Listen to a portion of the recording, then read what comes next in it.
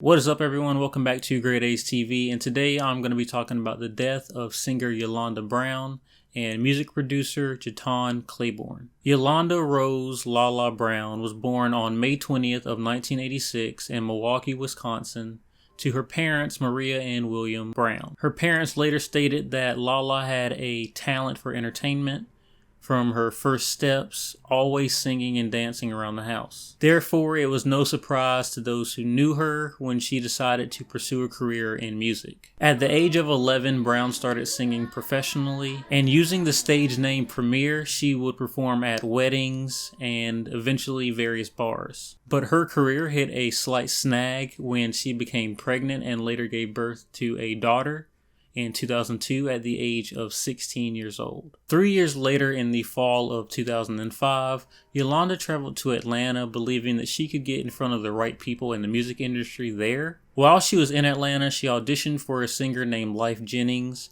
and that led to her eventually becoming a feature on his song titled SEX. And this song was basically a cautionary tale warning young women of the dangers of having unprotected sex. And that song actually became pretty popular, and it even charted on Billboard's top hip-hop and R&B songs category. She also appeared on Lyfe Jennings' second studio album, and she also went on tour with him, but that didn't last too long because at some point during the tour, they got into a disagreement and she left. And in June of 2007, she returned home to Milwaukee, still determined to make a name for herself in the music industry. And shortly after returning home, she teamed up with the best homegrown music producer in Milwaukee, JeTannue Kool-Aid Clayborn. Like LaLa, JeTannue was focused on creating a career for himself in the music industry. And that hunger and drive for success eventually led him to opening his own record studio, Loud Enuff Productionz, at the age of 22 years old. He was so dedicated and loved music so much, in fact, that he actually moved into that studio so that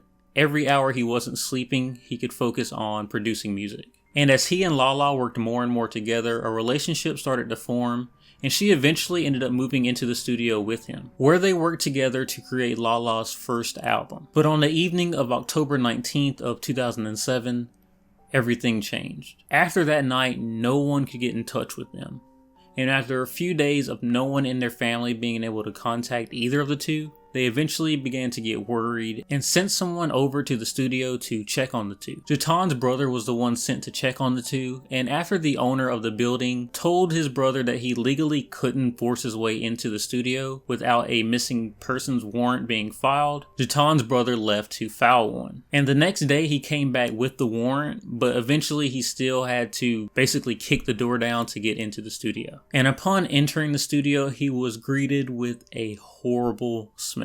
And after venturing further into the studio, he found his brother and LaLa in the back room, dead. The scene being something only seen in nightmares. JeTannue was found sitting in a chair with several gunshot wounds, and LaLa was found on the floor with several gunshot wounds of her own. And the autopsy of the two later confirmed that Yolanda Brown and JeTannue Clayborn both died due to gunshot wounds, Yolanda being only 21 and JeTannue being only 22. An investigation into their deaths started immediately, and police believed that the deceased couple had to have known their killer, mostly because there was no sign of forced entry, which meant that at some point during the night, JeTannue or LaLa let this person into their studio and felt so comfortable around him that they started to work on music while the other person was there. So this had to be someone that they trusted. And because of that, the police almost immediately began looking into acquaintances of the two, more so ones who may have had an issue with either LaLa or JeTannue. There was also talk that LaLa received threatening phone calls a few days before her death, and it has also been reported that JeTannue's studio was robbed of $10,000 worth of equipment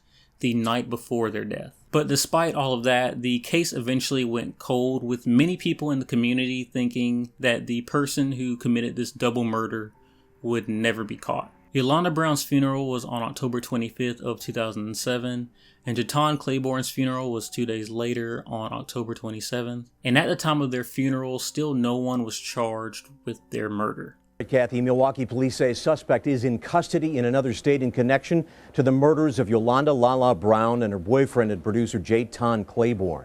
They were shot to death in their Milwaukee recording studio in October of 2007. 21-year-old LaLa Brown was a rising singing star and had appeared in a video on the BET network. Cash rewards have been offered for information in her killing, but this is the first significant break in the investigation in nearly 9 years. Their studio on 55th and Lisbon had been burglarized before the murders. And I spoke with LaLa's father tonight, and he said he was aware a suspect was in custody. Police say they're awaiting a charging decision from the Milwaukee County District Attorney, and of course we'll bring you new details as soon as we get them.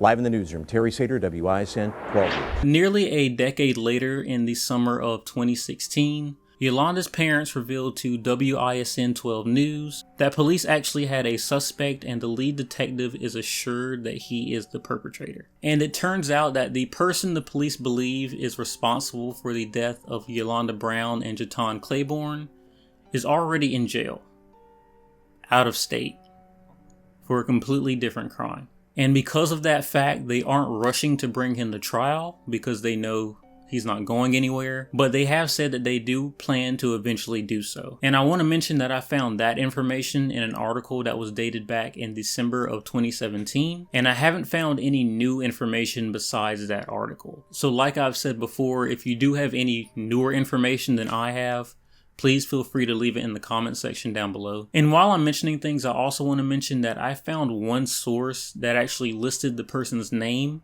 who police believe killed Yolanda and JeTannue. But because it's only one source, dated back in 2013, and all of the links that they had, it was a Prezi presentation, and all the links that were in that presentation are expired. So since that's the only source that I can find that name, I'm not going to say this person's name because I don't know for sure that that's the actual person. And I don't want to just throw someone's name out there and it not be them. So this case is in a really weird spot. So like I said, the most recent information I could find was dated in December of 2017. And it basically said that the case was solved, but that the person who did it wasn't brought to trial. He wasn't found guilty or anything like that. And that's a little weird to me. I understand where the police are coming from, where they say we're building up a very strong case for this person. And as long as they're updating the family of Yolanda and JeTannue, I think that's okay. But if they aren't updating them, I know I've read that Yolanda's father wasn't that happy about this because to him, you're telling him that you know who did it and you have the evidence to prove it, but yet you haven't brought him to trial. So I understand why he would be a little upset about that. And like I said, hopefully they are keeping them updated on what's going on so that they don't feel like nothing's going on and nothing's happening. But the person who did this does need to stand trial so that the family can get some closure and so they can face justice for what they did. You can't take away 2 young lives from this world and have no consequences for that action. There is a daughter who had to grow up without her mother because of this evil person who decided to kill 2 people for, there's no reason for that. But that's all I have to say about this. Thank you guys for watching this video. Please feel free to leave comments down below. Make sure to like and subscribe if you haven't already. And like I always say, I hope you guys continue to have a great day, great week, great month, great year. And I will catch you guys next video.